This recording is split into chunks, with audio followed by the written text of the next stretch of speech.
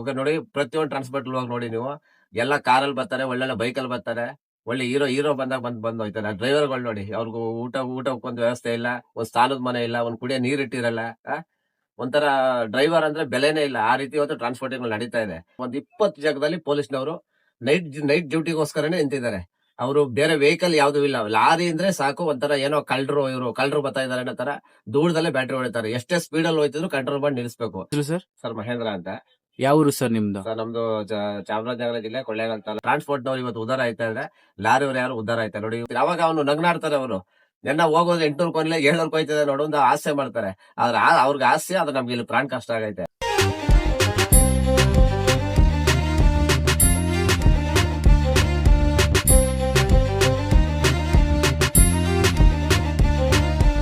Sir ನಮಸ್ತೆ. Sir ಹೇಳಿ. ನಿಮ್ಮ ಹೆಸರು ಸರ್? ಸರ್ ಮಹೇಂದ್ರ ಅಂತ. ಯಾವ ಊರು ಸರ್ ನಿಮ್ದು? ಸರ್ ನಮ್ದು ಚಾಮರಾಜನಗರ ಜಿಲ್ಲೆ ಕೊಳ್ಳೇಗಾಲ ತಾಲೂಕು ಮಧುನಹಳ್ಳಿ ಗ್ರಾಮ ಅಂತ ಒಂದು ಗ್ರಾಮ, ಒಂದು ಹಳ್ಳಿ. ಎಷ್ಟು ವರ್ಷದಿಂದ ಡ್ರೈವಿಂಗ್ ಫೀಲ್ಡ್ ಅಲ್ಲಿ ಇದ್ದೀರಾ ಸರ್ ಸರ್? ನಾವು ಬಂದು ಒಂದು 15 ವರ್ಷದಿಂದ ವರ್ಕ್ ಮಾಡ್ತಾ ಇದೀವಿ ಸರ್. ಡ್ರೈವಿಂಗ್ ಎಲ್ಲ ಇದ್ದೀವಿ. ಹೇಗೆ ಸರ್ ನೀವು ಡ್ರೈವಿಂಗ್ ಕಲ್ತಿದ್ದು? ಸರ್ ನಾವ್ ಹಿಂಗೆ ನಾನು ಬಂದು ಹೋಟ್ಲ್ ಕೆಲಸ ಮಾಡ್ತಾ ಇದ್ದು. ಫ್ರೆಂಡ್ಶಿಪ್ ಅಲ್ಲಿ ಹಿಂಗೆ ಫ್ರೆಂಡ್ಗಳ ಜೊತೆ ಬರ್ತಾ ಗಾಡಿಲಿ ಹೋಗ್ತಾ ಬರ್ತಾ ಕ್ಲೀನರ್ ಕೆಲಸ ಮಾಡ್ತಾ ಇದ್ರೆ ಅವ್ರ ಜೊತೆ ಹೋಗ್ತಾ ಇದ್ದು. ಅವ್ರ ಜೊತೆ ಹೋಯ್ತಾ ನೋಡ್ತಾ ನಮಗೂ ಆಸೆ ಆಯ್ತು, ನಾವು ಕಲಿಬೇಕಲ್ಲ ಅನ್ನೋ ಒಂದು ಆಸೆ ಆಯ್ತು. ಆಸೆಯಿಂದ ನಮ್ಮ ಹುಡುಗರ ಜೊತೆ ಸೇರಿ ನಮ್ಗೊಬ್ರು ಸಹಾಯ ಮಾಡಿ ಹೆಲ್ಪ್ ಮಾಡಿ ಕಲ್ಸ್ಕೊಟ್ರು. ಅವರಿಂದ ಇವತ್ತು ನಾವು ಈ ಡಿಪಾರ್ಟ್ಮೆಂಟ್ ಬಂದು ಇವತ್ತಿನ ಡ್ರೈವರ್ ಆಗಿ ಒಂದು 5 ವರ್ಷ ಡ್ರೈವರ್ ಕೆಲಸ ಮಾಡಿ ಇವತ್ತು ನಮ್ದೇ ಸ್ವಂತ ಗಾಡಿ ತಕೊಂಡು ಗಾಡಿ ಓಡ್ತಾ ಇದೀವಿ ಸರ್. ಈಗ ನೀವು ಡ್ರೈವಿಂಗ್ ಫೀಲ್ಡ್ ಬಂದ್ಮೇಲೆ ಯಾವ್ಯಾವ ರೂಟ್ ಹೋಗಿದ್ದೀರಾ ಅಣ್ಣ? ಸರ್ ನಾವು ಬಂದು ಈಗ ಹೈದರಾಬಾದ್, ಗೋವಾ, ತಮಿಳ್ನಾಡು, ಕೇರಳ ಇಷ್ಟು 4 ಸ್ಟೇಟ್ ಓಡಿಸ್ತಾ ಇದೀವಿ. ಯಾವ್ಯಾವ ಲೋಡ್ ತಗೊಂಡ್ ಹೋಗ್ತೀರಾ ಅಣ್ಣ ನೀವು? ನಾವು ಈ ಕಡೆ ಎಲ್ಲ ಲೋಡ್ ಓಡಿಸ್ತೀವಿ. ಸಕ್ಕರೆ, ಶುಗರ್ ಓಡಿಸ್ತೀವಿ, ಕೋಕಾ ಕೋಲಾ ಓಡಿಸ್ತೀವಿ, ಡ್ರಿಂಕ್ಸ್ ಲೋಡ್ ಓಡಿಸ್ತೀವಿ. ಎನಿವನ್ ಟ್ರಾನ್ಸ್ಪೋರ್ಟಿಂಗ್ ಲೋಡ್ ಏನೇನಿದೆ ಎಲ್ಲಾ ಲೋಡು ಸಹ ಓಡಿಸ್ತಾ ಇದೀವಿ. ನಿಮ್ ಗಾಡಿ ಆಲ್ ಇಂಡಿಯಾ ಪರ್ಮಿಟ್ ಇದೆ? ಆಲ್ ಇಂಡಿಯಾ ಪರ್ಮಿಟ್ ಇದೆ. ಇಂಟರ್ ಸ್ಟೇಟ್ ಯಾವ್ಯಾವ ಕಡೆ ಹೋಗ್ತೀರಾ? ಅಂದ್ರೆ Interstate ಲಾಂಗ್? ಅಂದ್ರೆ ನಾವು ಹೋಗಲ್ಲ. ಎಲ್ಲಿ ಈಗ ಏನಾಗಿದೆ ಅಂದ್ರೆ ಲಾಂಗ್ ಹೋಗ್ತೀನಿ ಅಂದ್ರೆ ಬಾಡಿಗೆ ಸುಮ್ನೆ ನೋಡೋದಕ್ಕೆ ಮಾತ್ರ 80,000 1 ಲಕ್ಷ ಅಂತ ಹೇಳ್ತಾರೆ. ವಿತ್ ಟೋಲ್, ದಾರಿ ಖರ್ಚು, ಲೋಡಿಂಗ್ ಅನ್ಲೋಡಿಂಗ್ ಎಲ್ಲ ಟೈಮ್ ವೇಸ್ಟ್. 4 ದಿನ 5 ದಿನ ಆಗುತ್ತೆ ಹೋಗಿ ಲೋಡ್ ಆಗಂಟ. ಪುನಃ ರಿಟರ್ನ್ ಲೋಡ್ ಬಹಳ ಕಷ್ಟ. ಅದ್ರಿಂದ ಏನ್ ಮಾಡ್ತೀವಿ, ನಮ್ಗೆ ಎಲ್ಲ ಅಡ್ಜಸ್ಟ್ ಆಗುತ್ತೆ. ಈ ಸರೌಂಡಿಂಗ್ ಮಾತ್ರ ಓಡಿಸ್ತಾ ಇದೀವಿ. ಓಡಿಸೋರು ಓಡಿಸ್ತಾ ಇದಾರೆ, ತುಂಬಾ ಕಿಲೋಮೀಟರ್ ದೂರ ಓಡಿಸ್ತಾ ಇದಾರೆ. ಇಲ್ಲಿಂದ ಬಾಂಬೆ, ಡೆಲ್ಲಿ, ಆಗ್ರಾ ಅನ್ಬಿಟ್ಟು ಅಲ್ಲಿ ಇಲ್ಲಿ ಓಡಿಸ್ತಾ ಇದಾರೆ. ಎಲ್ಲಿ ಓಡಿಸ್ಬಂದ್ರು ಇಲ್ಲಿ ಲೋಕಲ್ ಅಲ್ಲಿ ಉಳಿಯಷ್ಟು ಲಾಂಗ್ ಅಲ್ಲಿ ಉಳಿತಾ ಇಲ್ಲ ಇವತ್ತು. ಹಂಗಾಗಿದೆ. ಎಲ್ಲ ಟೋಲ್ ಖರ್ಚೆಲ್ಲ ಜಾಸ್ತಿ ಆಗೈತೆ, ದಾರಿ ಖರ್ಚು ಜಾಸ್ತಿ ಆಗೈತೆ, ಲೋಡಿಂಗ್ ಅನ್ಲೋಡಿಂಗ್ ಜಾಸ್ತಿ ತಗೋತಾರೆ.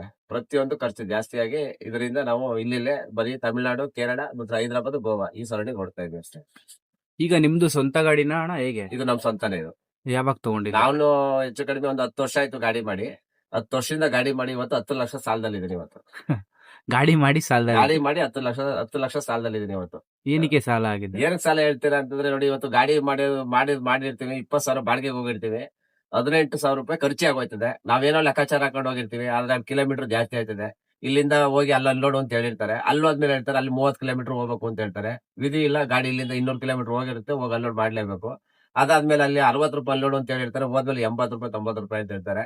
ಲಾರಿಯವರು ಕೊಡ್ಲೇಬೇಕು. 10 ರೂಪಾಯಿ 20 ರೂಪಾಯಿ ಮಗ ನೋಡ್ಬಿಟ್ಟು ಕೊಟ್ಟು ಬನ್ನಿ ಅಂತ ಹೇಳ್ತಾರೆ. ಈ ರೀತಿ ಎಲ್ಲ ಟ್ರಬಲ್ ಆಯ್ತದೆ. ಪುನಃ ರಿಟರ್ನ್ ಲೋಡ್ ಇದ್ರೆ ಇರ್ಲಿಲ್ಲ ಅಂತಾರೆ, ಅಲ್ಲಿಂದ 100 ಕಿಲೋಮೀಟರ್ 150 ಕಿಲೋಮೀಟರ್ ಎಂಟಿ ಹೋಗ್ಬೇಕು. ಒಂದಿನ 2 ದಿನ ಲೋಡ್ ಇರಲ್ಲ. ಪುನಃ ಊಟ ತಿಂಡಿ, ದಾರಿ ಖರ್ಚು ವಿತ್ ಟೋಲು ಎಲ್ಲ ಈ ತರ ಆಗಿ ಗಾಡಿ ಟ್ರಬಲ್ ಆಯ್ತು ಅಂದ್ರೆ 50,000 1 ಲಕ್ಷ ಬೇಕು. ಅಲ್ಲಿ ಇಲ್ಲಿ ಸಾಲ ಮಾಡಿ ಹಾಕ್ತಿವಿ, ಇವತ್ತ ನಾಳೆ ತೆಗಿತೀವಿ ಅಂತ. ಹಿಂಗ್ ಮಾಡಿ ಇವತ್ತು ನಾನು ಅಂತಲ್ಲ, ಪ್ರತಿಯೊಬ್ರು ಲಾರಿಯವರು ಸಹ ಇವತ್ತು ಹೇಳ್ಕೊಳಕ್ ಆಗಲ್ಲ ಪರಿಸ್ಥಿತಿಯಲ್ಲಿ ಇದಾರೆ.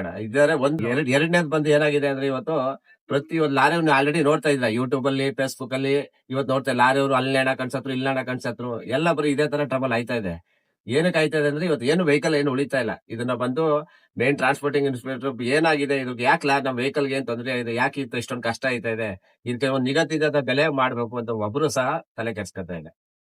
ಇದು ಗವರ್ಮೆಂಟ್ ಇಂದ ಅವರು ಯಾವಾಗ ತಗೊಂಡು ಲಾರಿಯವ್ರಿಗೆ, ವೆಹಿಕಲ್ ಅವ್ರಿಗೆ ಒಂದು ಹೆಲ್ಪ್ ರಿಟರ್ನ್ ಮಾಡಿ ಕಿಲೋಮೀಟರ್ ಬಾಡಿಗೆ ಇಷ್ಟು ಕೊಡ್ಲೇಬೇಕು, ಲೋಡಿಂಗ್ ಅನ್ಲೋಡಿಂಗ್ ಇಷ್ಟು ಕಮ್ಮಿ ಅಂತ ಮಾಡಿದ್ರೆ ಅವತ್ತಿನ ದಿನ ಉದ್ಧಾರ ಆದ್ರೆ ಆಗ್ಬೋದು. ಇಲ್ಲಾಂದ್ರೆ ಬಹಳ ಕಷ್ಟ ಇದೆ. ಇನ್ನು ಮುಂದಿನ ದಿನ ಲಾರಿ ಯಾರು ಬಡವರು ಅಂತಾರಾಗಿರೋ ಲಾರಿ ಮಾಡೋಕೆ ಆಗಲ್ಲ. ಸರ್ ಇವತ್ತಿನ ಲಾರಿಗಳ ಕಾಂಪಿಟೇಷನ್ ಮತ್ತೆ ಟ್ರಾನ್ಸ್ಪೋರ್ಟ್ ಎಲ್ಲ ಯಾವ ರೀತಿ ಇದೆ ಸರ್ ಇವತ್ತಿಗೆ? ಟ್ರಾನ್ಸ್ಪೋರ್ಟಿಂಗ್ ಅಂತಂದ್ರೆ ನೋಡಿ, ಇವತ್ತು ಒಂದು ಲೋಡ್ ನಮ್ಗೆ ಕೊಡ್ಬೇಕಾದ್ರೆ 3 ಟ್ರಾನ್ಸ್ಪೋರ್ಟ್ 4 ಟ್ರಾನ್ಸ್ಪೋರ್ಟ್ ಚೇಂಜ್ ಆಗುತ್ತೆ. ಮೇನ್ ಟ್ರಾನ್ಸ್ಪೋರ್ಟ್ ನವರು ಸಬ್ ಟ್ರಾನ್ಸ್ಪೋರ್ಟ್ ನವರು ಒಬ್ರು ಕಾಂಟ್ಯಾಕ್ಟ್ ಕೊಡ್ತಾರೆ. ಅವ್ರ ಹತ್ರ ಗಾಡಿ ಇಲ್ಲ ಅಂದ್ರೆ ಅವ್ರು ಇನ್ನೊಬ್ಬ ಸಣ್ಣ ಟ್ರಾನ್ಸ್ಪೋರ್ಟ್ ನವ್ರು ಫೋನ್ ಮಾಡ್ತಾರೆ. ಅವ್ರು ಇನ್ನೊಬ್ರು ಫೋನ್ ಮಾಡ್ತಾರೆ. ಟೋಟಲ್ 4 ಟ್ರಾನ್ಸ್ಪೋರ್ಟ್ ಗೆ ಒಂದೇ ಲೋಡ್ 4 ಟ್ರಾನ್ಸ್ಪೋರ್ಟ್ ಬರುತ್ತೆ. ಮಿನಿಮಮ್ ಈಗ 25,000 ಬಾಡಿಗೆ ಇರುತ್ತೆ ಮೇನ್ ಟ್ರಾನ್ಸ್ಪೋರ್ಟ್. ಅವ್ರು ಏನ್ ಮಾಡ್ತಾರೆ, ಅವರು 5,000 ಮಾಡಿಕೊಂಡು 20,000 ರೂಪಾಯಿ ಇನ್ನೊಂದು ಟ್ರಾನ್ಸ್ಪೋರ್ಟ್ ಹೇಳ್ತಾರೆ. ಆ ಟ್ರಾನ್ಸ್ಪೋರ್ಟ್ ಏನ್ ಮಾಡ್ತಾನೆ, ಇನ್ನೊಂದು ಟ್ರಾನ್ಸ್ಪೋರ್ಟ್ಗೆ 18,000 ರೂಪಾಯಿ ಹೇಳ್ತಾನೆ. ಆ ಟ್ರಾನ್ಸ್ಪೋರ್ಟ್ ಏನ್ ಮಾಡ್ತಾನೆ, 15,000 ರೂಪಾಯಿ ಗಾಡಿಗೆ ಬೇಕು ಅಂತ ಕೇಳ್ತಾನೆ. ಅದ್ರಲ್ಲಿ 4 ಟ್ರಾನ್ಸ್ಪೋರ್ಟ್ ಅಲ್ಲಿ ಯಾವ ಕಡೆ ಗಾಡಿ ಸಿಗುತ್ತೆ ಅಲ್ಲಿ ತಗೊಂಡವ್ರು 4 ಜನದಲ್ಲಿ 3 ಯಾರ್ಯಾರು ಶಾಮಿಲ್ ಆಗ್ತಾರೆ ಅವರು ಕಮಿಷನ್ ಲೆಕ್ಕದಲ್ಲಿ ಲಾರಿಯವ್ರ ದುಡ್ಡು ತಗೊಂಡು ಇದ್ ಮಾಡ್ತಾ ಇದ್ದಾರೆ. ಈ ತರ ಆಗೈತೆ. ನಾವ್ ಗಾಡಿ ಹೋಗಿಲ್ಲ ಅಂದ್ರೆ ಎಲ್ಲಾರು ಗಾಡಿ ಸಿಗುತ್ತೆ. ಯಾಕಂದ್ರೆ 4 ದಿನ 5 ದಿನ ಪಾಪ ತಮಿಳ್ನಾಡು, ಈಗ ನಾವು ತಮಿಳ್ನಾಡಿಗೆ ಹೋಗ್ತೀವಿ.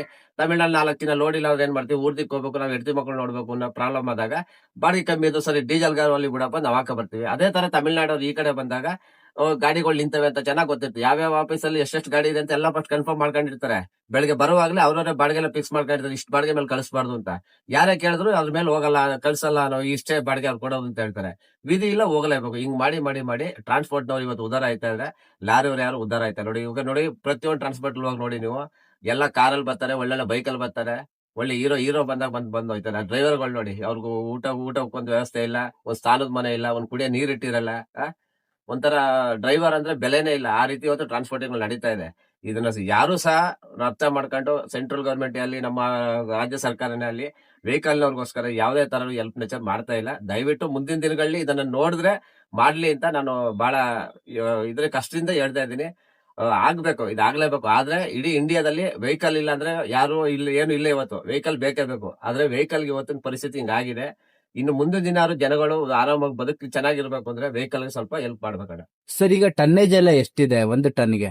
ಅದು ಟನ್ಗೆ ಅಂದ್ರೆ ಸರ್, ಅದು ಒಂದು ಕಿಲೋಮೀಟರ್ ಬಾಡಿಗೆ. ಅದು ಇಷ್ಟು ಕಿಲೋಮೀಟರ್ಗೆ ಅಂತ ಇರುತ್ತೆ ನೋಡಿ. ಈಗ ಅಬ್ಜಾಪಲ್ ಬಂದು ಇಲ್ಲಿಂದ ಕೊಚ್ಚಿನ್ ಬಂದು 400 ಕಿಲೋಮೀಟರ್ ಆಗುತ್ತೆ, 400 ಕಿಲೋಮೀಟರ್ ಆಗುತ್ತೆ.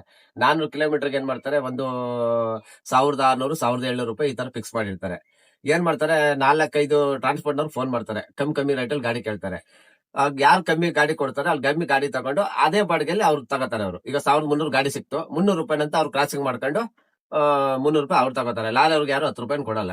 ಯಾರು ಏನ್ ಬಾಡಿಗೆ ಕನ್ಫರ್ಮ್ ಪಲ್ಲು ಮೇನ್ ಟ್ರಾನ್ಸ್ಪೋರ್ಟ್ ಏನ್ ಬಾಡಿಗೆ ಇದೆ ಆ ಬಾಡಿಗೆನ ಇದುವರೆಗೆ ಯಾರು ಕೊಡಲ್ಲ. ಅದು ನಮ್ಗೆ ಖಂಡಿತವಾಗಿ ಇವತ್ತು ನಾವು ಲೋಡ್ ಆದ ತಕ್ಷಣ ನಮ್ಗೆ ಲೋಡಿಂಗ್ ಲೆಟರ್ ಅಲ್ಲಿ ಗೊತ್ತಾಗಬೇಕು ಕನ್ಫರ್ಮ್ ಬಾಡಿಗೆ ಎಷ್ಟಿದೆ. ಇದ್ರಲ್ಲಿ ಯಾರು ತಿನ್ನಬಾರ್ದು. ಇದು ವೆಹಿಕಲ್ ಓನರ್ಗೆ ಇವತ್ತು ಬರ್ಬೇಕು, ಆ ತರ ಮಾಡಬೇಕು. ಅಲ್ಲಿಗಂಟು ಕಷ್ಟ ಇದೆ ಅಣ್ಣ. ಇದು ಬಂದು ಇದಾಗಿದೆ, ಬಹಳ ತೊಂದರೆ ಆಗಿದೆ ಇದ್ರಲ್ಲಿ ಮಾತ್ರ. ಇದು ಬಾಡಿಗೆಗಳಂತೂ ಫುಲ್ ಕಂಟ್ರೋಲ್ ಮಾಡಕ್ ಆಯ್ತಾ ಇಲ್ಲ. ಎಲ್ಲ ಟ್ರಾನ್ಸ್ಪೋರ್ಟಿಂಗ್ ನವರು ತಿಂತಾ ಇದಾರೆ.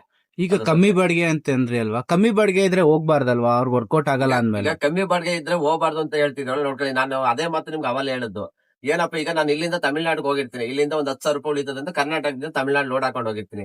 ಅಲ್ಲೋಗಿ ಒಂದ್ 3 ಡೇಸ್ ಆಲ್ಟ್ ಆಗಿರ್ತೀನಿ. ಊಟ ತಿಂಡಿ ಇಲ್ಲ, ಸ್ನಾನ ಮಾಡಿ ಜಾಗ ಇರಲ್ಲ. ಎಷ್ಟೊತ್ತಿಗೆ ನಮ್ಮ ಊರ್ಗೆ ಹೋದ್ರು ಸಾಕಪ್ಪ, ಏನಾದ್ರು ಡ್ಯೂ ಕಟ್ಟಬೇಕು, ಮನೆ ಹೆಂಡತಿ ಮಕ್ಕಳು ನೋಡ್ಬೇಕು ಅನ್ನೋ ಪರಿಸ್ಥಿತಿ ಇರೋದ್ರಿಂದ ಏನಾಗುತ್ತೆ, 800 ರೂಪಾಯಿ ಬಾಡಿಗೆ ನಾಳೆ ಇವತ್ತು 800ಕ್ಕೆ ಹೋಗಲ್ಲ, ನಾಳೆ 900 ಆಗುತ್ತೆ ಅಂತ ನಾವು ಕಾಯ್ಕ ಕೂತ್ಕೊಂಡು ನಾಳೆ ದಿನ 700ಕ್ಕೆ ಹೋಗ್ತೀವಿ. ನಾವೇ ಎಕ್ಸಾಂಪಲ್ ಹಂಗೆ ಆಗಿದೆ. 900 ಸಿಗುತ್ತೆ ಬೆಳಿಗ್ಗೆ ಅಂತ ನಾವು ಕಾದ್ರೆ ನಾಳೆ ಬೆಳಿಗ್ಗೆ ಮತ್ತೆ ಏನ್ ಮಾಡ್ತಾನೆ, ಗಾಡಿ ಜಾಸ್ತಿ ಇರೋದ್ರಿಂದ 700 ರೂಪಾಯಿ ಹೇಳ್ತಾನೆ. ವಿಧಿ ಇಲ್ಲ, ನಾನು ಹೋಗಲ್ಲ ಅಂದ್ರೆ ನನ್ ಮುಂದ್ಲು ಗಾಡಿಯವ್ರು ಹೋಗಕ್ ರೆಡಿ ಇರ್ತಾರೆ. ಅದರಿಂದ ಇಲ್ಲ ನಾನು ಹೋಗ್ತೀನಿ ನಾನು ಅಂತ ಹೋಗ್ತೀನಿ. ಅವಾಗ ಅವನು ನಗ್ನಾಡ್ತಾರೆ. ಅವರು ನೆನ್ನ ಹೋಗೋದು 800 ಕೊನ್ಲೆ 700 ಹೋಯ್ತದೆ ನೋಡು ಅಂತ ಆಸೆ ಮಾಡ್ತಾರೆ. ಆದ್ರೆ ಅವ್ರಿಗೆ ಆಸೆ, ಅದು ನಮ್ಗೆ ಇಲ್ಲಿ ಪ್ರಾಣ ಕಷ್ಟ ಆಗೈತೆ. ಇದು ಕೇಳೋರಿಲ್ಲ, ಹೇಳೋರಿಲ್ಲ, ಏನ್ ಮಾಡ್ತೀರಾ?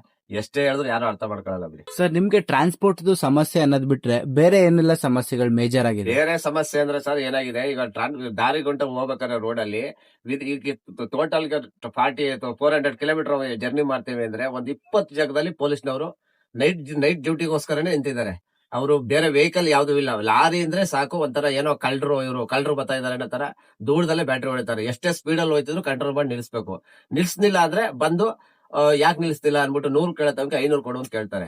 ಅವ್ರಿಗೆ 100 ರೂಪಾಯಿ 50 ರೂಪಾಯಿ ದುಡ್ಡು ಕೊಟ್ಬಿಟ್ರೆ ನೀನ್ ಮಾಲ್ ಏನಾಗಿದೆ, ಎಷ್ಟನ್ನ ಹಾಕಿದ್ಯಾ, ನೀನ್ ಕುಡ್ದಿದ್ಯಾ ಏನು ಅಂತ ಯಾರು ಚೆಕ್ ಮಾಡ್ತಾ ಇಲ್ಲ ಇವತ್ತು.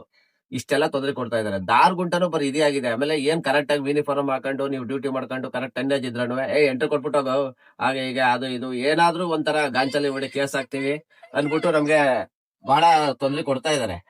ಇದೊಂದಾಗಿದೆ, ಅದು ಬಹಳ ಕಷ್ಟ. ಅದು ಈಗ ನಿಮ್ಮ ಹತ್ರ ಡಾಕ್ಯುಮೆಂಟ್ ಎಲ್ಲ ಕರೆಕ್ಟ್ ಆಗಿದ್ದು ಓವರ್ ಟರ್ನ್ ಇಲ್ದೇ ಇದ್ರು ಕೂಡ ಡಾಕ್ಯುಮೆಂಟ್ಸ್ ಕರೆಕ್ಟ್ ಆಗಿದ್ದು ಒಳ್ಳೆ ಇದು ಇದ್ರು ಅದೇನ್ ಹೇಳ್ತಾರೆ, ಹೈಟ್ ಲೋಡ್ ಹಾಕಿದೀಯಾ, ಹೈಟ್ ಆಗಿದೆ, ಅದು ಇದು ಅಂತ ಹೇಳ್ತಾರೆ. ಇದನ್ನ ಗವರ್ಮೆಂಟ್ ಇಂದಾನು ಸಹ ಯಾವ್ದು ರೂಲ್ಸ್ ಇದೆ, ಇಷ್ಟ ಹೈಟ್ ಮೇಲೆ ಹಾಕ್ಬಾರ್ದು ಅಂತಿದೆ. ಆದ್ರೆ ಅತ್ಯಚ್ಚವಾಗಿ ಹೈಟ್ ಹೋಗ್ತಾ ಇದೆ. ಇದ್ರ ಬಗ್ಗೆ ಯಾರು ತಲೆ ಕೆಡ್ಸ್ಕೊಂಡು ಏನು ಇದ್ ಮಾಡ್ತಾ ಇಲ್ಲ. ಆದ್ರೆ ಪೊಲೀಸ್ನವ್ರಂತೂ ಅತಿ ತಲೆ ಕೆಡ್ಸ್ಕೊಂಡು ಲಾರಿ ಅವ್ರಿಗಂತೂ ಬಹಳ ನಲಿಂಸ ಕೊಡ್ತಾ ಇದಾರೆ ಪಾಪ. ರೋಡಲ್ಲಿ ನಾನು ದಿನ ಬೆಳಗಾದ್ರೆ ನಾವು ನೋಡ್ತಾ ಇದೀವಲ್ಲ, 50 100 10 ರೂಪಾಯಿ 20 ರೂಪಾಯಿ ಯಾರಿಲ್ಲ ಇವತ್ತು. ನಾವು 50 ಒಂದು ಟೀ ಕುಡಿಯೋಕೆ ಹೋಗ್ಬೇಕಾದ್ರೆ 15 ರೂಪಾಯಿ ಆದ್ರೆ ತಡಪ 15 ರೂಪಾಯಿ ಅಲ್ಲಿ 10 ರೂಪಾಯಿ ಅನ್ಬಿಟ್ಟು ಇಲ್ಲಿಂದ ಅಲ್ಲಿ ನಡ್ಕೊಂಡು ಹೋಗಿ ಟೀ ಕುಡ್ಕೊ ಬರ್ತೀವಿ. ಇವ್ರು ದಾರಿಲಿ 50 100 ರೂಪಾಯಿ ಲೆಕ್ಕವಿಲ್ದಾನೆ ಕಿತ್ಕೊಂಡು ಕಳಿಸ್ತಾರೆ ನಮ್ಮ ಹತ್ರ. ಯಾರಿಗೆ ಹೇಳ್ತಾರೆ ಕಷ್ಟನ? ಏನು ಎಷ್ಟು ಹೇಳಿದ್ರು ಸರ್ಕಾರ ಇದಕ್ಕೆ ಇದ್ ಮಾಡಿ ಕೊಡ್ತಾ ಇಲ್ಲ. ಎಲ್ಲರೂ ನಮ್ಮ ನೋಡಿ ನಮ್ಮ ರಾಜ್ಯಾಧ್ಯಕ್ಷರು ನಮ್ಮ ಇವರು ಲಾರಿ ಇವರು ಷಣ್ಮುಗಪ್ಪ ಅವ್ರಿಗೆ ಅದು ಯಾರ್ಯಾರೋ ಏನೋ ಕರೆ ಕೊಟ್ಟು ಏನೇನೋ ಮಾಡಿದ್ರು. ಅವರು ಸಹ ಏನು ಜೀವನ ಯಾರಿಗೂ ಹೆಲ್ಪ್ ಮಾಡೋ ತರ ಮಾಡ್ಲಿಲ್ಲ. ಅವ್ರು ಬದುಕ್ತಾ ಇದಾರೆ. ಅವ್ರ ಓನ್ ವೆಹಿಕಲ್ ಎಲ್ಲ ಹಾಕೊಂಡು ಅವ್ರ ಮಾತ್ರ ದೊಡ್ಡ ದೊಡ್ಡ ಟ್ರಾನ್ಸ್‌ಪೋರ್ಟ್ ಗಳಿಗೆಲ್ಲ ಬಿಟ್ಕೊಂಡು ಒಳ್ಳೆ ಪೇಮೆಂಟ್ ಅವ್ರು ಬರ್ತಾ ಇದೆ. ಅವ್ರ ಗಾಡಿ ಉದ್ಧಾರ ಆಗ್ತಾ ಇದಾರೆ. ಅವ್ರು ಸ್ಟ್ಯಾಂಡರ್ಡ್ ಆಗಿ ಇದ್ದಾವ್ರೆ. ಆದ್ರೆ ನಾವು ಇದಾಗಿದವರು ನಾವೆಲ್ಲ ನಮ್ನ ಏನು ಅಂತ ಅವ್ರು ಇದುವರೆಗೆ ಯಾರು ತಲೆ ಕೆಡ್ಸ್ಕೊತಾ ಇಲ್ಲ. ಒಂದ್ ಹೇಳಿದ್ರೆ ಆಯ್ತು ಮಾಡ್ತೀನಿ ಅಂತ ಹೇಳ್ತಾರೆ. ಅದ್ರ ಬಗ್ಗೆ ತಲೆ ಕೆಡ್ಸ್ಕೊತಾ ಇಲ್ಲ. ಏನ್ ಹೇಳ್ತೀರಾ? ಈಗ ಹಿಂಗಾಗಿದೆ. ಈಗ ನೀವ್ ಯೂನಿಯನ್ಗೆಲ್ಲ ಪೇಮೆಂಟ್ ಕೊಡೋದು ಅಥವಾ ಈ ತರ ಏನಾದ್ರು ಇದೆಯಾ ನಿಮ್ಗೆ? ಸರ್ ಯೂನಿಯನ್ ಎಲ್ಲಾ ಕಡೆನೂ ಇದೆ. ಇದು ನಮ್ದು ಕೊಳ್ಳೇಗಾಲದಲ್ಲಿ ನಮ್ದೇ ಒಂದು ಯೂನಿಯನ್ ಮಾಡ್ಕೊಂಡಿದೀವಿ.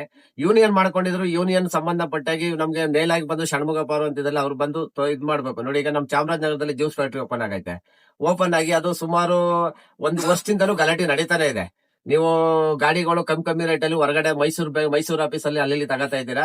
ನಮ್ಮ ಚಾಮರಾಜನಗರ ಜಿಲ್ಲೆ ಸಂಬಂಧಪಟ್ಟು ನಮ್ಮ ಚಾಮರಾಜನಗರ ಗಾಡಿಗಳು ಕೊಳ್ಳೇಗಾಲದ ಗಾಡಿಗಳು ಈ ಸರೌಂಡಿಂಗ್ ಗಾಡಿಗಳಿಗೆ ಲೋಡ್ ಕೇಳಿ ಅಂತ ನಾವು ಕೇಳ್ತಾ ಇದೀವಿ. ಅವ್ರು ಏನ್ ಮಾಡ್ತಾರೆ, ಲೋಡ್ ಕೊಡ್ತೀವಿ ಅಂತ ಹೇಳ್ಬಿಟ್ಟು ಏನ್ ಮಾಡ್ತಾರೆ, ನಮ್ಗೆ 40,000 ಹೋಯ್ತದ ಬಾಡಿಗೆನ 25,000 30,000 ಗಾಡಿ ಕೇಳ್ತಾರೆ. ನಾವು ಕೊಡಲ್ಲ ಅಂತ ಹೇಳ್ತೀವಿ. ಅವಾಗ ಏನ್ ಮಾಡ್ತಾರೆ, ಇಲ್ಲಿ 32,000 ಗಾಡಿ ತಗೋತಾರೆ. ಇಲ್ಲಿ ಹೋಗ್ತಾರೆ. ಇಲ್ಲಿ ಪಾಪ ನಮ್ಮಂಗೆ ನಾವ್ ಹೇಳ್ದಲ್ಲ, ಯಾರು 4 ದಿನ 3 ದಿನ ಆಲ್ಟ್ ಆಗಿರೋರು ಊರ್ದಿಕ್ ಹೋಗ್ಬೇಕಲ್ಲ, ತಮಿಳ್ನಾಡ್ಗೆ ಹೋಗ್ಬೇಕಲ್ಲ ಅನ್ನೋಕೋಸ್ಕರ ಹೋಗ್ತಾರೆ. ನಾವು ಹೋಗೋಸ್ಕರನೇ ಬಾಡಿಗೆ ಜಾಸ್ತಿ ಮಾಡ್ಬೇಕು ಅಂತ ವೆಯ್ಟ್ ಮಾಡ್ತಾ ಇರ್ತೀವಿ. ಇಲ್ಲಿ ತಮಿಳ್ನಾಡಲ್ಲಿ 3 ದಿನ ಮನಗಿರೋದ್ರಿಂದ ಏನ್ ಮಾಡ್ತಾರೆ, ಈ ಸಬ್ ಟ್ರಾನ್ಸ್ಪೋರ್ಟ್ ನವರು ಇವರು 4,000 ಕ್ರಾಸಿಂಗ್ ಮಾಡಿಕೊಂಡು ಇವ್ರು ಲಾಭ ಮಾಡ್ಕೊಂಡು ಆ ಟ್ರಾನ್ಸ್ಪೋರ್ಟ್ ಕಾಂಟ್ಯಾಕ್ಟ್ ಇಟ್ಕೊಂಡು ಮಾಡ್ತಾವ್ರೆ. ನಾವು ಕೇಳಿದ್ರೆ ಲೋಡ್ ಬಂದಿಲ್ಲ ಹಂಗ ಹಿಂಗ ಅಂತ ಹೇಳ್ತಾರೆ. ಗೊತ್ತಾದಾಗ ಗಲಾಟೆ ಮಾಡಿದಾಗ ಇಲ್ಲ ನಿಮ್ಗೆ ಲೋಡ್ ಕೊಡ್ತೀವಿ ನೋಡಿ, ಅದು ಆ ಕಡೆ ಇದು ಹಿಂಗೆ ಆಯ್ತು, ಇದು ಇಷ್ಟು ಬಾಡಿಗೆ ಹೋಗಿರೋದು, ಅದು ಹಿಂಗೆ ಹಂಗೆ ಹಿಂಗೆ ಅನ್ಕೊಂಡು ಏನೇನೋ ಒಂದ್ ಮಾಡ್ತಾ ಇದಾರೆ. ಇವತ್ತು ವೆಹಿಕಲ್ ನೀವ್ ಏನೇ ಮಾಡಿದ್ರು ವೆಹಿಕಲ್ ಬಂದು ಬಹಳ ತೊಂದರೆ ನಡೀತಾ ಇದೆ, ತೊಂದರೆ ಕೊಡ್ತಾ ಇದಾರೆ. ಇದನ್ನ ಏನಾದ್ರು ಗವರ್ಮೆಂಟೇ ಇದಕ್ಕೆ ಒಂದು ಅಥಾರಿಟಿ ತಗೊಂಡು ಹೆಲ್ಪ್ ಮಾಡಿದ್ರೆ ನಾಳೆ ದಿನ ಎಲ್ಲರಿಗೂ ಒಳ್ಳೇದಾಗುತ್ತೆ. ಇಲ್ಲಾಂದ್ರೆ ಇದೇ ತರ ದಿನ ಇನ್ನೂ ಸಾವು ನೋವುಗಳು ಆಗೋದು ಗ್ಯಾರಂಟಿ. ವೆಹಿಕಲ್ ಇಲ್ದೇನೆ ತೊಂದರೆ ಪಡೋದಂತೂ ಖಂಡಿತ ಅದಂತೂ. ಇವಾಗ ಡ್ರೈವಿಂಗ್ ಫೀಲ್ಡ್ ಎಲ್ಲ ಯಾವ ರೀತಿ ಇದೆ ಅಣ್ಣ ಇವತ್ತಿಗೆ? ಇವತ್ತು ನೋಡ್ತಾ ಇದ್ದೀವಿ ನೋಡಿ. ಈಗ ನೋಡಿ ಇವತ್ತು ಬಂದಿದ್ದೀವಿ, ಇವತ್ತು ಕಾರ್ಮಿಕ ದಿನಾಚರಣೆ, ಇವತ್ತು ಅನ್ಲೋಡ್ ಮಾಡಲ್ಲ. ಅದು ಬಿಡಿ, ಅದು ನಾವು ಕಾರ್ಮಿಕರಾಗಿರೋದ್ರಿಂದ ಇದು ಮಾತಾಡಂಗಿಲ್ಲ. ಇದಕ್ಕೆ ನಾವು ಬೆಲೆ ಕೊಡ್ಲೇಬೇಕು. ಇದು ಏನ್ ತೊಂದ್ರೆ ಇಲ್ಲ. ಬೇರೆ ದಿನ ಏನಾಗುತ್ತೆ, ಅವ್ರ ಮಾಲು ತಗೊಂಡ್ ನೋಡಿ, ಅದೇ ಮೇನ್. ಈಗ ನೋಡಿ, ಈಗ ನಾನು ಹೇಳ್ತಿರೋದು, ಈಗ ಅವ್ರ ಮಾಲ್ ತಗೊಂಡ್ ಹೋಗೋ ಗಂಟ ಆತರ ಮಾಡ್ತಾರೆ. ಅಲ್ಲಿ ಲೋಡ್ ತುಂಬಿರೋ ಪಾರ್ಟಿ ವಿತ್ ಟ್ರಾನ್ಸ್ಪೋರ್ಟ್ ನವರು, ಯಾಕೆ ಇನ್ನು ಹೋಗಿಲ್ಲ ನೀವು, ಏನಕ್ಕೆ ಹೋಗಿಲ್ಲ, ಇಷ್ಟೊತ್ತಾಯ್ತಲ್ಲ ಹಂಗ ಹಿಂಗಂತ ಸುಮ್ ಗಲಾಟೆ ಮಾಡ್ತಾರೆ. ಅಲ್ಲಿ ಹೋಗಿ ನಿಲ್ಸಿದ ಮೇಲೆ ಅನ್ಲೋಡ್ಗೆ ಹೋಗಿ ಒಳಗಡೆ ಸರ್ ಅನ್ಲೋಡು ಮಾಡ್ತೀವಿ ಹೋಗಪ್ಪ ಅಂತ ಕೇಳ್ತಾರೆ. 3 ಸತಿ ಕೇಳಿದ್ರೆ 4ನೇ ಸತಿ ನಾನು ಆರ್ಡರ್ ಕೊಟ್ಟಿಲ್ಲ, ಯಾಕೆ ಹಾಕ ಬಂದಿದ್ಯಾ ಅಂತ ಹೇಳ್ತಾರೆ. ಟ್ರಾನ್ಸ್ಪೋರ್ಟ್ ನವ್ರು ಮಾಡಿದ್ರೆ ಮಾಡ್ತಾರೆ, ಯಾಕೆ ಅರ್ಜೆಂಟ್ ಮಾಡ್ತೀಯಾ ಅಂತ ಹೇಳ್ತಾರೆ. 1 ದಿನ 2 ದಿನ 3 ದಿನ ನಿಂತ್ಕೊಂಡ್ರೆ ಕೇಳೋರಿಲ್ಲ, ಆಲ್ಟಿಂಗ್ ಕೊಡಲ್ಲ, ಗಲಾಟೆ ಮಾಡ್ತಾರೆ. ವೆಹಿಕಲ್ ಅವ್ರದ್ದು ಯಾರು ಏನು ತಗೊಳ್ಳೋದಿಲ್ಲ. ಈ ತರ ತೊಂದ್ರೆ ಫುಲ್ ಆಗಿ ಆಯ್ತಾ ಇದೆ. ಒಂದು ವೆಹಿಕಲ್ ಅಲ್ಲ ಪಾಪ, ಎಲ್ಲಾ ಕಡೆನೂ ನಡೀತಾ ಇದೆ. ಆಲ್ ಓವರ್ ಇಂಡಿಯಾದಲ್ಲಿ ದಿನ ಬೆಳಗಾದ್ರೆ ಲಾರಿ ಹಾಲ್ಟಿಂಗ್ ವಿತ್ತು ಗಾಡಿ ಹೋದ್ರೆ 24 hours ಅಲ್ಲಿ ಅನ್ಲೋಡ್ ಆಗ್ಬೇಕು. ಅನ್ಲೋಡ್ ಆಗಿಲ್ಲ ಅಂದ್ರೆ ಪರ್ ಡೇ ಒಂದು 12 ವೀಲ್ಗೆ ಇಷ್ಟು, 10 ವೀಲ್ಗೆ ಇಷ್ಟು, 6 ವೀಲ್ಗೆ ಇಷ್ಟು ಅಂತ ಕೊಡ್ಬೇಕು. ಇವತ್ತು ಅದನ್ನ ಯಾರು ಸಹ ಮಾಡ್ತಿಲ್ಲ. ಗವರ್ಮೆಂಟ್ ಇಂದನೂ ಸಹ ತಗೊಂಡಿಲ್ಲ. ಲೋಡ್ ಹಾಕೊಂಡು ಹೋದ್ರೆ ಲೋಡ್ ಜವಾಬ್ದಾರಿ ಯಾರು ತಗತಾ ಇಲ್ಲ. ಯಾಕೆ ಈ ತರ ಅಂತ ರೋಡ್ ಅಲ್ಲೆಲ್ಲ ನಿಂತ್ಕೊಳ್ಳುತ್ತೆ. ಅವ್ನ್ ಜಾಗ ಇದ್ರೆ ಅವ್ರ ಜಾಗದಲ್ಲಿ ಒಳಗಡೆ ಎಂಟ್ರಿ ಮಾಡ್ಕೊಳ್ಳಲ್ಲ ಗಾಡಿನ. ಅನ್ಲೋಡ್ ಆಗೋ ಟೈಮಲ್ಲಿ ಯಾಕೆ ಮಾಲ್ ಖಾಲಿ ಕಮ್ಮಿ ಅದೇ ಅಂತ ಹೇಳೋದು, ಏನಾದ್ರು ಕದ್ದು ಬಿಟ್ರೆ ನಮ್ಗೇನ್ ಜವಾಬ್ದಾರು ಅಂತ ಹೇಳೋದು, ಈ ತರ ಎಲ್ಲ ತೊಂದರೆ ಕೊಡ್ತಾ ಇದಾರೆ. ಇದು ಯಾರು ಹೇಳ್ತೀರಾ? ನಾವ್ ಎಷ್ಟೇ ಹೇಳಿದ್ರು ಯಾರು ತಿಳ್ಕೊತಾ ಇಲ್ಲ. ಇದು ಮುಂದಿನ ದಿನ ಬರ್ಬೇಕು, ನೋಡೋಣ. ಸರ್, ಮೊದ್ಲು ನಿಮ್ಮ ಸ್ವಂತ ಗಾಡಿಗೆ ಮೊದ್ಲು ಡ್ರೈವರ್ ಓಡಿಸ್ತಾ ಇದ್ರಿ, ಇವಾಗ ನಾನೇ ಓಡಿಸ್ತಾ ಇದೀನಿ ಅಂತ ಹೇಳಿದ್ರೆ ನಿಮ್ ಅದು ಏನ್ ಪ್ರಾಬ್ಲಮ್ ಅಂತ ಹೇಳಿದ್ರೆ ನೋಡಿ, ನಾವು ಕೈ ಏಟಾಗ್ಬಿಟ್ಟು ಡ್ರೈವರ್ ಹಾಕಿದೋ. ಡ್ರೈವರ್ ಓಡಿಸ್ತಾ ಇದ್ರು. ಕೈ ಏನಾಗಿತ್ತು ಸರ್? ಕೈ ಬಂದು ಬೈಕಲ್ಲಿ ಬಿದ್ದುಬಿಟ್ಟಿದೆ. ಬಿದ್ದ್ಬಿಟ್ಟು ಮೂಳೆ ಕಟ್ಟಾಗಿ ಆಕ್ಸಿಡೆಂಟ್ ಮಾಡಿ ಒಳಗಡೆ ಕಂಬಿ ಹಾಕಿದ್ರು. 1 ವರ್ಷ ರೆಸ್ಟ್ ಅಲ್ಲಿ ಇರಕ್ ಹೇಳಿದ್ರು. 3 ತಿಂಗಳು ರೆಸ್ಟ್ ಅಲ್ಲಿ ಇದ್ದು ಡ್ರೈವರ್ ಹಾಕಿದ್ದೋ. ವಿತ್ ಗಾಡಿಗೆ ಇತ್ತಿದ್ದು ಲೋನ್ ಮೇಲೆ ಗಾಡಿ ತಗೊಂಡಿರೋದು ನಾವು. ಡ್ಯೂ ಕಟ್ಬೇಕು ನಾವು. ಅದರಿಂದ ಏನಾಗೈತೆ, ಡ್ರೈವರ್ ಮೇಂಟೈನ್ ಮಾಡ್ಕೊಂಡು ಹೋದಾಗ ಡ್ರೈವರ್ಗಳು ಕರೆಕ್ಟ್ ಆಗಿ ಓಡಿಸಲ್ಲ. ಓಡಿಸಲ್ಲ ಅಂತಂದ್ರೆ ಕೆಲವ್ರು ಏನ್ ಮಾಡ್ತಾರೆ, ಇವತ್ತು ಮನೆಗೆ ಹೋಗ್ಬೇಕು ನಾಳೆಗೆ ಹೋಗೋ ಅಂತ ಹೋಗ್ತಾರೆ, ನಿಲ್ಲಿಸ್ತಾರೆ. ಅಂದ್ರೆ ಓನರ್ ಕಷ್ಟ ಹಿಂಗಾಗಿದೆ, ಓಡಿಸ್ಬೇಕು ಅಂತ ಅವರು ಅರ್ಥ ಮಾಡ್ಕೊಂಡು ಯಾರು ಓಡಿಸಲ್ಲ. ಕೆಲವರು ಏನೋ ಅವ್ರ ಕಷ್ಟ ಇರೋದ್ರಿಂದ ಹೋಗ್ತಾರೆ. ಕೆಲವ್ರು ಏನ್ ಮಾಡ್ತಾರೆ, ನಾಳೆ ಹೋಗೋಗ್ಬಿಡು ಅಂತ ಹೋಗ್ತಾರೆ. ಇನ್ ಕೆಲವ್ರು ಏನ್ ಮಾಡ್ತಾರೆ, ಹೋಗುವಾಗಲೇ 1 ದಿನ 2 ದಿನ ಲೇಟ್ ಆಗಿ ಹೋಗ್ತಾರೆ. 3 ತಿರ್ಗಾ ಫರ್ 3 ಡೇಸ್ ಹೋಗಿ ಅನ್ಲೋಡ್ ಆಗ್ಬೇಕು ಗಾಡಿ. 3 ಡೇಸ್ ಹೋಗೋದು 5 ದಿನಕ್ಕೆ ಹೋಗ್ತಾರೆ. ಈ ತರ ಮಾಡ್ಕೊಂಡ್ ಟ್ರಿಪ್ ಲೇಟ್ ಆಯ್ತು ಅಂದಾಗ ಒಂದು ಟ್ರಿಪ್ಗೆ 2 ದಿನ 3 ದಿನ ಲೆಸ್ ಆಯ್ತು ಅಂದ್ರೆ ಅಲ್ಲಿಗೆ ತಿಂಗಳಲ್ಲಿ 4 ಟ್ರಿಪ್ ಒಂದು ಲೆಕ್ಕ ಕಡೆ ಅಲ್ಲಿಗೆ 15 ದಿನ ಅಲ್ಲೇ ಹೊಂಟೋಯ್ತು. 15 ದಿನ ಸಂಪಾದನೆದಲ್ಲಿ ಏನು ಮಾಡಕ್ಕಾಗಲ್ಲ. ಡ್ಯೂನೇ ಕಟ್ಟದ, ಗಾಡಿ ಕೆಲಸನೇ ಮಾಡ್ಸೋದ ಅಂದಾಗ ಆಯ್ತದೆ. ಈ ರೀತಿ ತೊಂದರೆಯಾಗಿ ನಾವು ಇವತ್ತು ಬಂದು ನಾನೇ ಗೇಯ್ಬೇಕು ಅನ್ನೋ ಪರಿಸ್ಥಿತಿ ಬಂದು ನಾನೇ ಬಂದು ಗಾಡಿಯಲ್ಲಿ ಕೂತ್ಕೊಂಡು ಮಾಡ್ತಾ ಇದೀವಿ. ನಾವು ನೋಡಿ, ನಾವು ಕಷ್ಟಪಟ್ಟು ಒಂದಿನ ಲೇಟ್ ಆದ್ರೂ ಸೈ ನೈಟ್ ಒಂದು ಜರ್ನಿ ಮಾಡಿ ಮಾಡ್ತಾ ಇದೀವಿ. ವಿತ್ ಬ್ಯಾಟ ನಮ್ಗೆ ಉಳಿತದೆ. ಈಗ ಒಬ್ಬ ಡ್ರೈವರ್ ಕಳಿಸಿದ್ರೆ 10,000 ರೂಪಾಯಿ ಕೊಡ್ತೀವಿ ಕಡೆ. ಇಲ್ಲಿಂದ ಹೋಗಿ ರೌಂಡ್ ಟ್ರಿಪ್ ತಮಿಳ್ನಾಡಿಗೆ ಹೋಗಿ ಬಂದ್ರು 10,000 ಬ್ಯಾಟ ಆಯ್ತದೆ. ಅದ್ 10,000 ನನಗೆ ಉಳಿತದೆ. 10,000 ಉಳಿತು ಅಂದ್ರೆ ತಿಂಗಳ 3 ಟ್ರಿಪ್ ಹೊಡ್ತಾರೆ 30,000 ಉಳಿತು. 30,000ಕ್ಕೆ ನಾನು ಡ್ಯೂ ಕಟ್ಬೋದು. ಇದರಿಂದ ನಾವೇ ಕಷ್ಟಪಟ್ಟು ಓಡಿಸ್ಬೇಕು ಅಂತ ಓಡಿಸ್ತಾ ಇದೀವಿ. ಆಲ್ರೆಡಿ ಡ್ರೈವರ್ ಹಾಕೊಂಡು ಮೇಂಟೈನ್ ಮಾಡೋರು ಮಾಡ್ತಾ ಇದಾರೆ. ಅದೆಲ್ಲೇನ್ ತೊಂದ್ರೆ ಇಲ್ಲ. ಆದ್ರೆ ಕೆಲವರು ಏನು ಮಾಡಕ್ಕಲ್ಲ. ಏನೇ ಹೇಳಿದ್ರು ಅವರು ಲಾರಿ ಅವ್ರನ್ನ ಯಾರು ಅರ್ಥ ಮಾಡ್ಕೊಳ್ಳೋದಿಲ್ಲ. ಅವ್ರವ್ರ ಕಷ್ಟ ಅವ್ರ ಮನೆ ಅವ್ರವ್ರ ತೊಂದ್ರೆ ಏನೇನಿದೆ ಅದರಿಂದ ಏನು ಮಾಡಕ್ಕಲ್ಲ. ಕೆಲವರೆಲ್ಲ ಓಡಿಸೋರು ಕರೆಕ್ಟಾಗಿ ಓಡಿಸ್ತಾವ್ರೆ. ಕೆಲವರೆಲ್ಲ ನಾವ್ ಏನೇ ಹೇಳಿದ್ರು ಅವ್ರ ಕೆಲಸ ಇದ್ರೆ ಹೋಗಲ್ಲ. ನಾಳೆ ಹೋಯ್ತೀನಿ ಅಂತಾರೆ. ಲೋಡ್ ಹಾಕೊಂಡ್ ಬಂದಿದ್ರೆ ಪಾರ್ಟಿ ಅಟೆಂಡ್ ಮಾಡ್ತಾನೆ. ಇದನ್ನ ಯಾರು ಅರ್ಥ ಮಾಡ್ಕೊಳ್ಳೋದಿಲ್ಲ. ಹಿಂಗಾಗೈತೆ ಪರಿಸ್ಥಿತಿ. ಈಗ ನಿಮ್ದು ಕೈದು ಪ್ರಾಬ್ಲಮ್ ಕ್ಲಿಯರ್ ಆಗಿದ್ಯಾ ಅಣ್ಣ? ಕ್ಲಿಯರ್ ಆಗಿಲ್ಲ. ಮತ್ತೆ ಈಗ ಜೈನ್ ಕಟ್ಟಾಗೈತೆ. ಮತ್ತೆ ಮಾಡಿಸ್ಬೇಕು. ಏನಪ್ಪಾ ಅಂದ್ರೆ ಈಗ ಎಕ್ಸಾಂಪಲ್ ನಮ್ದೇ ಸ್ವಂತ ಗಾಡಿ ಇದ್ರಿಂದ ಓಡಿಸ್ಬೋದು. ಓಡಿಸ್ಕೊಂಡು ಜೀವನ ಮಾಡ್ತಾ ಇದೀವಿ. ಇನ್ನು ಮುಂದಿನ ದಿನಗಳಲ್ಲಿ ಸ್ವಲ್ಪ ನಮ್ ಪ್ರಾಬ್ಲಮ್ ಸಾಲ್ವ್ ಆದಾಗ ಮತ್ತೆ ಅದನ್ನ ರೆಡಿ ಮಾಡಿಸ್ಕೊಂಡು ಮತ್ತೆ ಡ್ರೈವರ್ ಹಾಕ್ಬೇಕು. ಇಲ್ಲಾಂದ್ರೆ ಗಾಡಿ ಕೊಟ್ಬಿಟ್ಟು ಬೇರೆ ಯಾವ್ದಾದ್ರು ಕತ್ ಮಾಡ್ಕೊಂಡು ನೆಮ್ಮದಿಯಾಗಿ ಊರಲ್ಲಿ ಇರ್ಬೇಕು ಅಷ್ಟೇ. ಇನ್ನೇನ್ ಮಾಡ್ತೀವಿ. ಈಗ ನಿಮ್ಗೆ ಅದು ಜಾಯಿಂಟ್ ಕ್ರ್ಯಾಕ್ ಆಗಿರೋದು ಹಾಗೇ ಇದೆ ಹಾಗಾದ್ರೆ. ಹಾಗೆ ಇದೆ. ಮತ್ತೀಗ ನೀವು ಡ್ರೈವಿಂಗ್ ಎಲ್ಲ ಹೇಗ್ ಮಾಡ್ತೀರಾ? ಮಾಡ್ತಾ ಇದೀವಿ. ಒಂದೇ ಕೈಯಲ್ಲಿ ಮಾಡ್ತಾ ಇದೀವಿ. ಏನ್ ತೊಂದ್ರೆ ಇಲ್ಲ. ನಾವು ಸರ್ವಿಸ್ ಆಗಿರೋದ್ರಿಂದ ಏನ್ ತೊಂದ್ರೆ ಇಲ್ಲ. ಈಗ ಆಲ್ರೆಡಿ 2 ಕೈ ಇದ್ರೂ ರನ್ನಿಂಗ್ ಅಲ್ಲಿ ಒಂದೇ ಕೈಯಲ್ಲಿ ಗಾಡಿ ಓಡಿಸೋದು. 2 ಕೈಲಿ ಹಿಡ್ಕೊಂಡು 2 ಕೈಲಿ ಓಡಿಸ್ಬೇಕು ಅಂತಾರೆ. ಇವತ್ತೆಲ್ಲ ಪವರ್ ಸ್ಟೇರಿಂಗ್ ಏನ್ ತೊಂದ್ರೆ ಇಲ್ಲ. ವಿತ್ ಎಲ್ಲ ಆಮೇಲೆ ಆಟೋಮೆಟಿಕ್ ಕ್ಲಚ್ ಎಲ್ಲ ಏನ್ ತೊಂದ್ರೆ ಇಲ್ಲ. ಅದರಿಂದ ಏನಾಗ್ತದೆ ಆರಾಮಾಗಿ ಗಾಡಿ ಓಡಿಸಬಹುದು. ಗಾಡಿ ಓಡಿಸೋದು ಏನ್ ತೊಂದ್ರೆ ಇಲ್ಲ.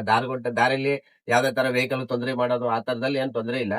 ಅದರಿಂದ ನಿಮ್ದಾಗ ಆರಾಮಾಗಿ ಓಡಿಸ್ತಾ ಇದೀವಿ. ಏನ್ ತೊಂದ್ರೆ ಇಲ್ಲ. ಈಗ ಪಂಚರ್ ಆದಾಗ ಅಥವಾ ಟಾರ್ಪಲ್ ಹಾಕೋದು, ಆಗ ಸ್ಟೆಪ್ನಿ ಚೇಂಜ್ ಮಾಡ್ಬೇಕು, ಅದೆಲ್ಲ ಮಾಡ್ಬೇಕು ಅಂದ್ರೆ ದಾರ್ಗೊಟ್ಟೆ ಯಾರು ಹೆಲ್ಪ್ ಇರ್ತಾರೆ. ಇಲ್ಲಾಂದ್ರೆ ಗಾಡಿ ನಮ್ಮ ವೆಹಿಕಲ್ ಅವ್ರು ಯಾರು ಸಿಗ್ತಾರೆ. ಇಲ್ಲಾಂದ್ರೆ ಇವತ್ತು ಪ್ರತಿಯೊಂದು ರೋಡ್ ಅಲ್ಲಿ ಇವತ್ತು ಪಂಚರ್ ಅಂಗಡಿಗಳು ಎಲ್ಲ ರನ್ನಿಂಗ್ ಅಲ್ಲಿ ಅವ್ರೆ. ಆಮೇಲೆ ಎಲ್ಲ ಟಾಟಾ ಎಸಿ ಆಳುಗಳು ಗಾಡಿಗಳಲ್ಲಿ ಮಾಡ್ಕೊಂಡವ್ರೆ. ಫೋನ್ ಕಾಂಟ್ಯಾಕ್ಟ್ ಮಾಡಿದ್ರೆ ಅವರೇ ಬರ್ತಾರೆ. 100 ಆಗತ್ತೋಕೆ ಒಂದ್ 300 ರೂಪಾಯಿ ಎಕ್ಸ್ಟ್ರಾ ಖರ್ಚಾಗುತ್ತೆ. ಬಂದು ನೈಟ್ ಟೈಮ್ ಅವರೇ ಫಿಟ್ ಮಾಡಿ ರೆಡಿ ಮಾಡ್ಕೊಡ್ತಾರೆ. ಆ ರೀತಿನೂ ಮಾಡ್ಸ್ಕೊಂಡು ಹೋಗ್ತೀವಿ. ಈ ತರ ಈಗ ಹಂಗಂದ್ರೆ ನಿಮ್ಗೆ ಡ್ರೈವರ್ ಸೆಟ್ ಆಗ್ತಾ ಇಲ್ಲ ಅಂತೇಳಿ ಕೈ ಪ್ರಾಬ್ಲಮ್ ಇದ್ರು ನೀವೇ ನಾವೇ ಬಂದು ಬಂದಿದ್ದೀರಾ? ಓಡಿಸ್ತಾ ಇದೀವಿ. ಮುಂದಿನ ದಿನಗಳಲ್ಲಿ ಡ್ರೈವರ್ ಹಾಕ್ಲೇಬೇಕು. ನಾ ಕೈ ರೆಡಿ ಮಾಡಿಸ್ಬೇಕು. ಯಾಕಂದ್ರೆ ಇನ್ನು ಜೀವನದಲ್ಲಿ ಇನ್ನೂ ನಾವು ಏನು ಮಾಡಿಲ್ಲ. ನಾವು ಮಕ್ಕಳು ಹೆಂಡತಿ ಮಕ್ಕಳಿಗೆ ನಾವು ಜೀವನ ಮಾಡಕ್ಕೋಸ್ಕರನೇ ಕಷ್ಟ ಪಡ್ತಾ ಇದೀವಿ. ಮಾಡ್ಬೇಕು ಅಂದ್ರೆ ನಮ್ ಕೈ ಚೆನ್ನಾಗಿರ್ಬೇಕು. ಮಾಡ್ತೀವಿ, ಖಂಡಿತವಾಗಿ ಆಗುತ್ತೆ. ಸ್ವಲ್ಪ ದಿನದಲ್ಲಿ ನಮ್ ಪ್ರಾಬ್ಲಮ್ ಸಾಲ್ವ್ ಆದ ತಕ್ಷಣ ಇದನ್ನ ಈಗ ಮಾಡಿ ಡ್ರೈವರ್ ಹಾಕ್ಬಿಟ್ಟು ಮಾಡ್ತೀವಿ. ಇಲ್ಲ ಆಗ್ಲಿಲ್ಲ ಅಂದ್ರೆ ಗಾಡಿ ಕೊಟ್ಬಿಟ್ಟು ನೆಮ್ಮದಿಯಾಗಿ ಕೈ ಎಲ್ಲ ವಾಸಿ ಮಾಡ್ಕೊಂಡು ಆಮೇಲೆ ಮತ್ತೆ ಡ್ರೈವರ್ ಆಗ್ಬೇಕಾದ್ರೆ ಓಡ್ತೀವಿ. ಇಷ್ಟೇ ಹೇಳ್ಬೋದು ಅಷ್ಟೇ.